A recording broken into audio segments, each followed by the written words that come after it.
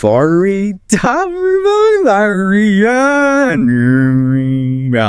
that opening from the Buddha TV show theme, it just grabs you, right? It really does.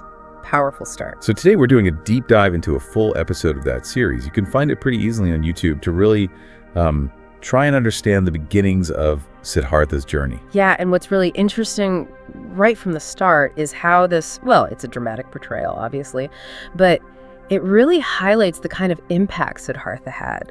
It gives you this strong sense of the buzz he created and those first hints of his unique thinking. Absolutely. And our mission here, for this deep dive is to go beyond just watching it. We want to pull out the core stuff about his early journey, how the show presented anyway. The seeds of his later enlightenment. Exactly. And the conflicts he was facing, what was really driving him, right at the start of his path. Right. So we'll be looking at how he affected his family, the people in the court. Right. And tracing where that dissatisfaction with his life came from. The big questions he started asking. Yeah, and those first encounters with suffering and, the first steps he took away from that luxury towards something else. Something much deeper. So let's think about that impact straight away. That opening chant, radiant, glorious, sets a tone. Definitely. And you see it reflected in how people react, like Chandrabat.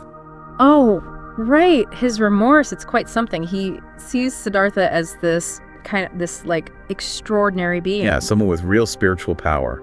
And he even warns people, doesn't he? Don't hinder him. Don't get in the way of his spiritual path. What do you make of that?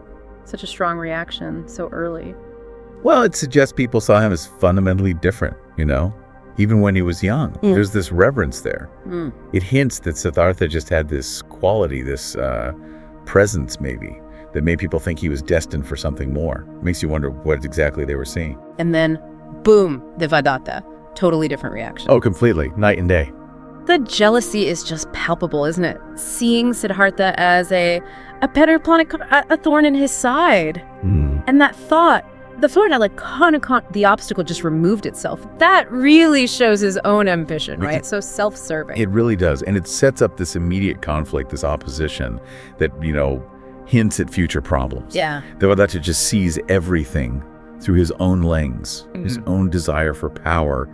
It highlights the clash of values there. And even Queen Mangala, she has her own anxieties. She talks about warning bells going off when her other son tries to be clever. Right, implying he's not actually wise. Exactly. And then she contrasts that with Siddhartha's wisdom, and she's sad the king won't see Rahul's milestones. It's quite touching, actually. It is poignant. Yeah. It shows that tension, doesn't it? Between what's expected of a prince and Siddhartha's very different contemplative nature. She seems to get his intellect, but she also senses he's maybe drifting away from normal family life. And that sadness about the king missing out, that's just, universal human stuff, isn't it? Wanting shared family moments. And the king himself. He wants Rahul to be strong, like him. And he explicitly hopes Rahul doesn't end up like Siddhartha, all contemplative. Yeah, that's pretty clear. The king's priorities are worldly power, leadership. His wish for Rahul to be different just underlines that central conflict, world versus spirit. It really makes you think about the pressure Siddhartha was under, the expectations. It takes courage to go against that. Immense courage. Okay, so let's shift focus a bit. To Siddhartha himself, we see these early signs of his deep thinking, his empathy. Yeah. Like when he's pondering existence.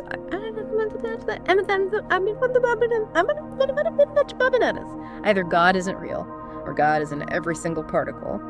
That's pretty profound for a young guy. It really is. It shows he's already thinking independently, spiritually, moving away from maybe simpler ideas of God toward something more interconnected, universal. In Indian philosophy, it touches on those ideas of the divine being in everything, pantheism, maybe? Yeah. A very different worldview emerging. And there's that conversation about the lotus flower. Ah, yes. Rising from the muddy water. Such a powerful symbol. Wisdom and beauty coming out of, muck. What does that analogy tell us? Well, the lotus is huge in Eastern thought, right? So him using it suggests he already gets this idea of transformation, that enlightenment, beauty, they can emerge even from suffering, from life's messiness. An intuitive grasp of things? Seems like it, yeah. And he rejects arrogance, doesn't he? I'm not a buffalo, I'm not arrogant. It's the striking humility, especially given his background. That's crucial, I think, that lack of ego, that self-awareness. It shows he's open, willing to learn, not puffed up by his status.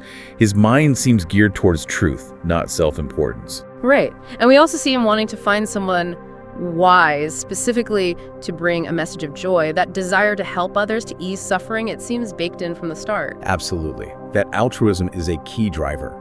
It shows his empathy, his awareness of pain, and this proactive urge to find a solution, which of course becomes central later. Makes you wonder what he saw early on that sparked that compassion so strongly. Now, Yashodhara, his wife, she's clearly going through it. Oh, definitely.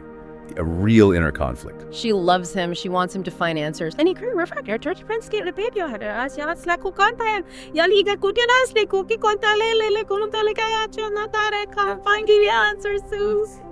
But she's also terrified he won't come back. Yeah, his return seems impossible. What does her view add to the picture? It really brings home the personal cost, the human side of his quest. She represents that pull of love, family, normal life, against this higher calling he seems to feel. Her fear just adds this layer of, human drama, especially when you think about her duties as a royal wife back then. Yeah, good point. So Siddhartha starts his spiritual practice, and apparently he's incredibly fast. Right. The guru says he did in 2 months what takes others 70 years. That really flags him as exceptional, doesn't it? It absolutely does. It suggests this innate ability, this intense focus he had. Like he was naturally wired for this kind of inner exploration. Was it predisposition or just sheer dedication? Hard to say. And his description of meditating, it's pretty vivid. Feeling light, flying, merging with the earth, the void, at deep peace. Evocative stuff. It points to these really profound states of consciousness, transcending the self, feeling connected to everything. He even says there's no difference between him and his guru anymore. Wow. That suggests a really deep, direct understanding. Not just learning things, but experiencing this shared consciousness, maybe. But even in that state, his main drive is still about ending suffering.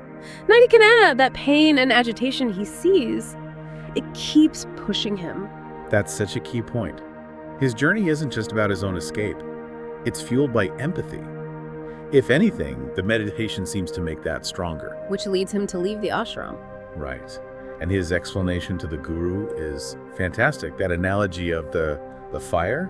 Yeah, his understanding is like a fire that shouldn't be kept in one house while everyone else is in darkness. Like, he's like, let's talk about I go over to the Avazo when I was at Kapilavastu.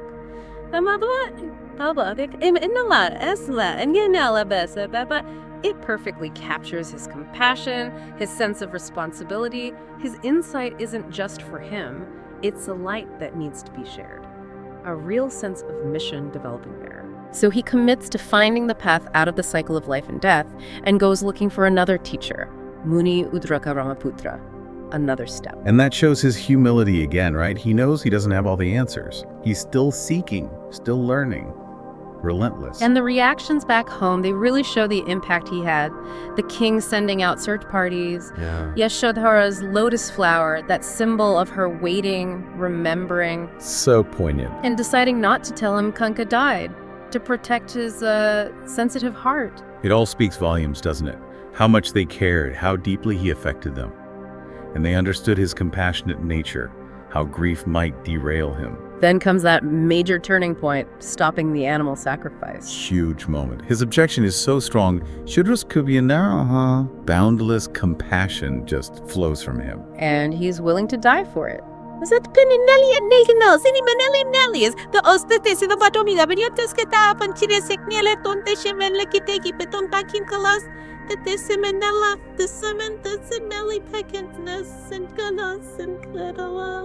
The self-evaluating problem is that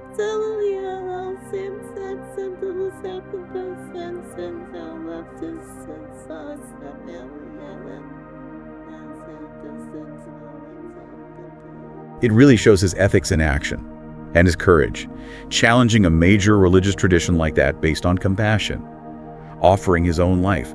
That's profound nonviolence. And he debates them, doesn't he? Based on dharma, on righteous conduct, challenging King Bimbisara's authority through that lens. Yeah, he's basically saying, is this really righteous? Is causing suffering truly dharma? He's appealing to a higher principle, questioning their interpretation. Bold stuff. King Bimbisara apparently starts off furious, ready to punish this guy defying him. Understandable for a king, I suppose. But then he meets Siddhartha, sees his compassion, and his attitude shifts. Right. He recognizes the depth there, the genuine empathy driving Siddhartha. And Siddhartha tells him his goal. Find a way out of suffering, the cycle of life and death. There must be some way. And that resonates even with a powerful king. Bimbisara gets it. He sees the purpose. He even offers Siddhartha the palace life back, which, of course, Siddhartha turns down. Naturally. And his promise to come back and share what he learns once he finds liberation, that just seals it. His dedication is total, and it's for everyone.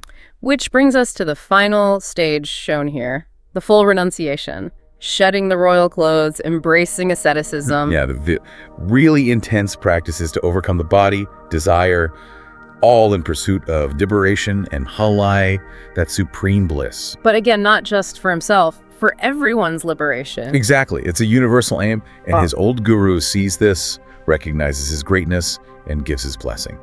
So be it. So looking back at this episode, this deep dive, it's pretty clear, isn't it? His early life, as shown here, is just packed with this sensitivity to suffering, this relentless search for answers that went way beyond his comfortable life. Yeah, the show gives this compelling picture of those early conflicts, those moments that really pushed him onto that path. And what really stands out for me is, well, that contrast. His deep wisdom versus the more worldly concerns all around him. And his sheer courage, challenging animal sacrifice, questioning kings based on dharma. Yeah. And that unwavering focus on finding a way out of suffering, not just for him, but for all beings. So for you listening, maybe think about how these early experiences, these questions he grappled with, how they might have shaped his actual teachings later on. Right. What parts of that early journey, the questioning, the empathy, the challenging of norms, what parts resonate with your own life, your own search for meaning? And maybe a final thought to chew on. Yeah. If those seeds of enlightenment were visible so early on, what does that suggest about the potential for change, for transformation within all of us, no matter where we start from? And maybe, more pointedly, what unnecessary suffering, as the show kind of highlights, might we be causing, maybe without even realizing it, in our own lives or out in the world? And what small steps could we, maybe take towards easing some of that? Food for thought.